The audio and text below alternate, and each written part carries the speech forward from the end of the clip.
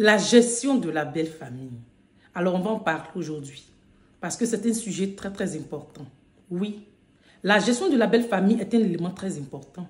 Parce que si la gestion de la belle famille n'a pas marché, je veux dire, si elle n'a pas été bien faite, cela peut engendrer pas mal de difficultés dans le couple. Le couple peut en pâtir. En Afrique, on dit que lorsqu'on épouse un homme, que lorsqu'on épouse une femme, c'est sa famille qu'on épouse. Ça veut dire quoi? Tu ne peux pas t'unir à un homme et cet homme-là va avoir des problèmes dans sa famille et dire que tu n'es pas concerné.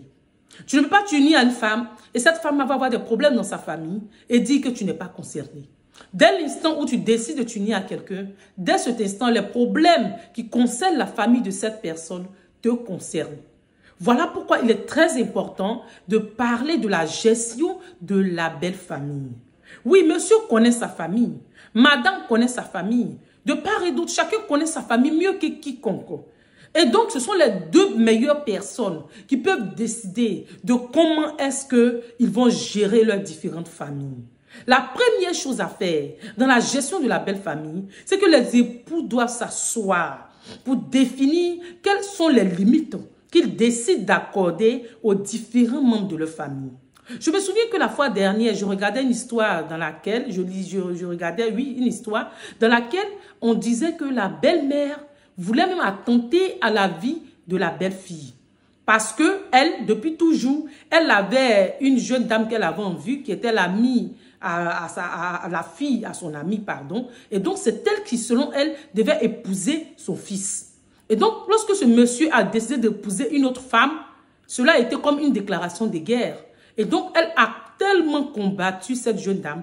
Pour elle, tout ce que cette jeune dame faisait n'était pas bien. Et donc, elle est allée jusqu'à tenter à la vie de cette jeune dame-là. Parce qu'elle est venue s'installer dans le foyer. Elle disait qu'elle était venue pour se soigner. Mais elle ne faisait que combattre cette jeune dame. Et ça, ce sont des choses qui sont très, très récurrentes. On a l'habitude de voir ça partout en Afrique. Ça, ce sont des choses même qu'on côtoie. Moi, il y a une famille comme ça que j'ai côtoyé comme ça, où la belle-mère vient s'asseoir et elle fait des histoires à la belle-fille. Elle s'unit même parfois à son fils pour insulter la dame. J'ai vu ça, j'ai vu ça. Ce sont des choses qui sont réelles. Donc, pour dire quoi? Les époux doivent s'asseoir pour définir quelles sont les limites qu'ils accordent à leur famille.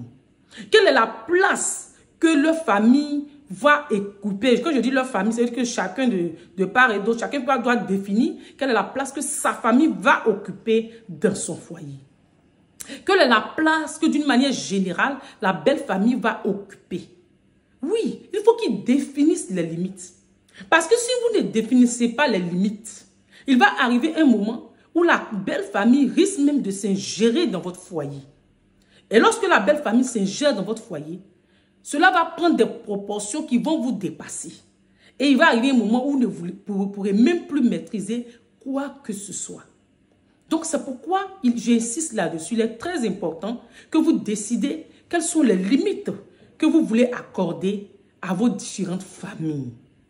C'est très important. Il est très important également que monsieur comprenne que la Bible déclare que l'homme quittera son père et sa mère et s'attachera à sa femme et les deux deviendront une seule chair.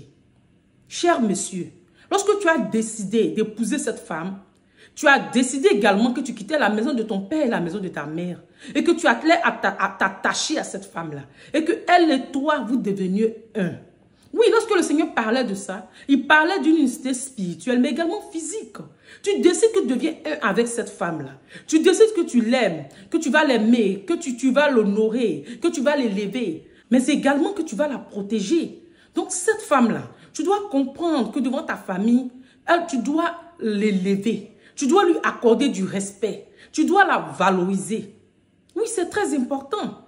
Parce que, comme je le disais, ce monsieur s'unissait à sa mère et il insultait sa femme. Et même, il y a un autre exemple encore, où le frère du monsieur était venu s'installer dans la maison et il ne faisait qu'insulter la dame. Et son frère était dans l'incapacité de pouvoir défendre sa femme. Oui, ce n'est pas bien. Lorsqu'on décide qu'on épouse une femme et qu'on la met dans sa maison, on doit protéger cette femme de toutes sortes de dangers, mais également, on doit pouvoir l'élever, la respecter devant les membres de sa famille. En le faisant, nous sommes en train d'obéir à ce que le Seigneur avait prévu lorsqu'il était en train d'établir le mariage. Et de même, la femme également doit élever son mari. Oui, il y a des foyers dans lesquels pas mal de beaux-filles se sentent mal à l'aise parce qu'ils ont l'impression qu'ils ne sont pas suffisamment bien pour la fille. Parce que parfois, les parents, même dans le comportement, leur montrent cela. Mais je pense qu'il appartient à la femme de pouvoir toujours élever son mari. De sorte à ce que quiconque se trouve dans leur entourage puisse accorder du respect à ce monsieur-là. L'autre élément, le couple doit être jaloux de son intimité. Il faut éviter d'ingérer des personnes extérieures dans votre foyer. Il faut éviter d'aller expliquer vos problèmes de foyer à vos parents. Il y a des femmes qui sont spécialistes en la matière. Il y a des hommes également qui le font. Sachez que dès que vous faites cela, vous êtes en train d'exposer votre couple. Vous êtes en train de vous exposer et vous mettez en danger même votre foyer. Parce que dès l'instant où la belle famille s'ingère dans vos problèmes, cela risque de prendre des proportions que vous ne pourrez plus maîtriser. Voilà pourquoi il est très important que lorsqu'il y a des problèmes, vous essayez de circonscrire cela en réglant vous-même vos problèmes, si cela est possible. L'autre élément, il faut que le couple lui-même, comme je l'ai dit un peu plus haut, en étant jaloux de son intimité, régler soi-même ses problèmes, mais également protéger son espace de vie.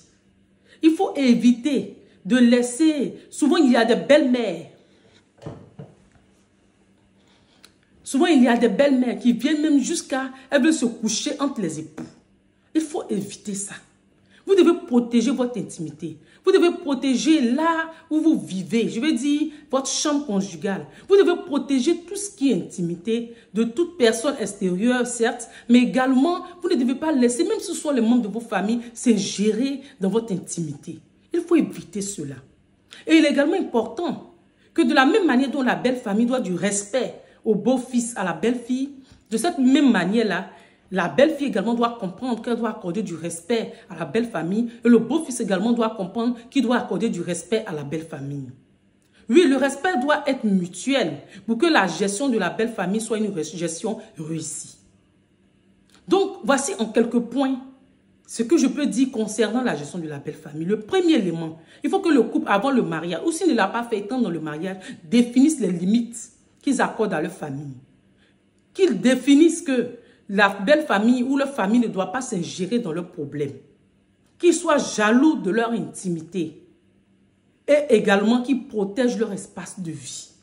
Et qu'ils s'accordent du respect de manière mutuelle. Je pense que cela est très très important. Et quand toutes ces conditions sont réussies, il peut y avoir une bonne cohabitation. Quand la belle famille sait qu'elle doit accorder du respect à la belle-fille ou au beau-fils, quand le beau-fils ou la belle-fille sait qu'elle doit accorder du respect à la belle-famille, je pense que la cohabitation ne peut être que réussie.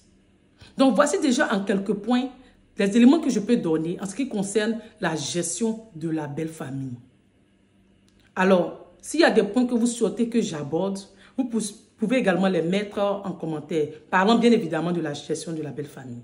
On se retrouve dans une prochaine vidéo. Alors, si tu as aimé, n'oublie pas de liker cette vidéo. Bye bye.